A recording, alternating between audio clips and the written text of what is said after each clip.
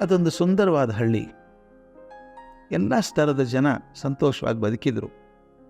ಅವರಲ್ಲಿ ಬಹಳ ಜನ ಕೃಷಿಯನ್ನೇ ಅವಲಂಬನೆ ಮಾಡಿಕೊಂಡವರು. ಭೂಮಿ ಕೂಡ ಫಲವತ್ತಾಗಿತ್ತು. ಕಾಲ ಕಾಲಕ್ಕೆ ಮಳೆ ಆಗ್ತಿದ್ದರಿಂದ ಅವ್ರ ಬದುಕು ನೆಮ್ಮದಿಯನ್ನು ಕಂಡಿತ್ತು. ಒಂದು ವರ್ಷ ಮಳೆ ಆಗಲಿಲ್ಲ.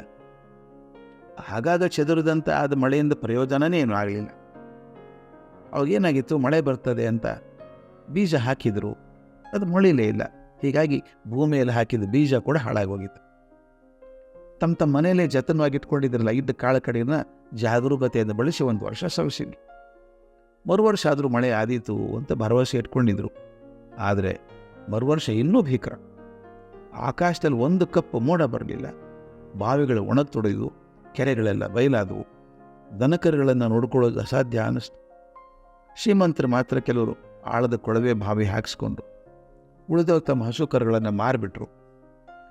ಊರಲ್ಲಿದ್ದಂಥ ಕೆಲವು ಜಮೀನ್ದಾರು ಕರುಣೆಯಿಂದ ತಮ್ಮ ಹಗೆವುಗಳಲ್ಲಿ ತುಂಬಿದ್ದಂಥ ಕಾಳುಗಳನ್ನು ತೆಗೆದು ಬಡವರಿಗೆ ಹಂಚಿದರು.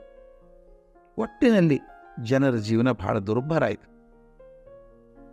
ಊರು ಜನರೆಲ್ಲ ಸೇರಿ ಊರಲ್ಲೊಂದು ಮಠ ಇತ್ತಲ್ಲ, ಆ ಮಠದ ಗುರುಗಳನ್ನು ಭೇಟಿಯಾದರು. ಮುಂದೆಗೇನು ಗತಿ ಸ್ವಾಮಿ ಅಂತ ಕೇಳಿದ್ರು. ಗುರುಗಳಿಗೆ ಸಮಸ್ಯೆ ಗೊತ್ತಿಲ್ವೇ? ಅವ್ರು ಹೇಳಿದರು, ನೋಡಿ, ದೇವತೆಗಳನ್ನ ಮೇಲೆ ಮುನಿಸಿಕೊಂಡಂಗೆ ಕಾಣಿಸ್ತಾ ಇದೆ. ನಾನು ಒಂದಷ್ಟು ಜನರನ್ನು ಕೇಳಿದ್ದೆ. ಅವ್ರು ಹೇಳಿದರು, ಒಂದು ವರುಣ ಯಜ್ಞ ಮಾಡಿದರೆ ಮಳೆ ಆಗ್ಬೋದು ಅಂತಿದ್ದಾರೆ. ನೀವೆಲ್ಲ ಒಪ್ಪಿದ್ರೆ ಅದನ್ನು ಮಾಡಿ ನೋಡೋಣ ಅಂದರು. ಏನಾದರೂ ಆಗಲಿ ಮಳೆ ಆದರೆ ಸಾಕಪ್ಪ ಅಂತ ಊರು ಜನ ಒಪ್ಪಿದ್ರು. ಯಜ್ಞಕ್ಕೆಲ್ಲ ಸಕಲ ಸಿದ್ಧತೆ ಆಯಿತು. ಊರು ಹೊರಗೆ ದೊಡ್ಡ ಚಪ್ಪರ ಹಾಕಿದರು. ಯಜ್ಞ ಮಂಟಪ ತಯಾರಾಯಿತು. ಸುತ್ತಮುತ್ತಲ ಹಳ್ಳಿಯಿಂದ ಜನ ಅದನ್ನು ನೋಡೋದಕ್ಕೆ ಬರ್ತೋಕೆ ಶುರು ಮಾಡಿದರು. 10 ದಿನದ ಯಜ್ಞ ಅದು. ಯಾವುದಕ್ಕೂ ಕಡಿಮೆ ಆಗದಂಗೆ ಜನ ತಂದು ಕೊಟ್ಟು ನೋಡಿಕೊಂಡ್ರು. 10ನೇ ದಿವಸ ಎಲ್ಲರ ಉತ್ಸಾಹ ಮುಗಿಲ್ಮುಟ್ಟಿತ್ತು. ಇಂದು ಸಂಜೆ ಯಜ್ಞ ಮುಗಿದ ಕೂಡಲೇ ಮಳೆ ಬರ್ತದೆ, ಧಾರಾಕಾರ ಮಳೆ ಸುರಿತದೆ ಅಂತ ಗುರುಗಳು ಹೇಳಿದರು. ಮಧ್ಯಾಹ್ನನೇ ಜನ ತಂಡವಾಗಿ ಜಪ್ಪದ ಕಡೆಗೆ ಬಂದರು ಪವಾಡ ನೋಡಬೇಕು ಅಂತೇಳಿ. ಒಂದು ಮನೆಯಿಂದ ದಂಪತಿಗಳು ಹೊರಟರು. ಅವ್ರ ಪುಟ್ಟ ಹುಡುಗ. ಆ ಮಗ ಹೋಗೋಣ ಬಾರೋ ಅಂದರೆ, ಇಲ್ಲ ಬರ್ತೀರಿರು ಅಂತ ಒಳಗೆ ಓಡಿ ಹೋಗಿ ಒಂದು ಕೊಡೆ ತೊಗೊಂಡು ಬಂದ. ಅಪ್ಪ ಅಮ್ಮ ಎಷ್ಟು ಹೇಳಿದ್ರು ಕೊಡೆ ಬಿಡ್ತಾ ಇಲ್ಲ. ಅದು ಯಾಕೋ ಕೊಡೆ ತೊಗೊಂಡು ಏನು ಮಾಡ್ತೀವೋ ಅಂತ ಕೇಳಿದ್ರು. ಬೇಕು ನನಗೆ ಅಂತ. ಯಜ್ಞ ಮಂಟಪ ಹತ್ತಿರ ಬಂದಾಗ ಎಲ್ಲರೂ ಒಂದು ತಮಾಷೆ ಮಾಡೋಕ್ಕೆ ಶುರು ಮಾಡಿದ್ರು. ಏನೋ ಮಳೆ ಬರ್ತದೆ ಅಂತ ಕೊಡೆ ತಂದಿದ್ಯೇನೋ? 2 ವರ್ಷನೇ ಬಂದಿಲ್ಲ ನೋಡು, ಆಕಾಶದಲ್ಲಿ ಒಂದಾದ್ರೂ ಮೋಡ ಇದೆಯಾ? ಹುಡುಗ ಹೇಳಿದ, ಗುರುಗಳು ಹೇಳಿಲ್ವೇ ಅವತ್ತು, ಭಕ್ತಿಯಿಂದ ಪ್ರಾರ್ಥನೆ ಮಾಡಿದರೆ ಯಜ್ಞ ಪೂರೈಸಿದ ತಕ್ಷಣ ಮಳೆ ಬರ್ತದೆ ಅಂತ.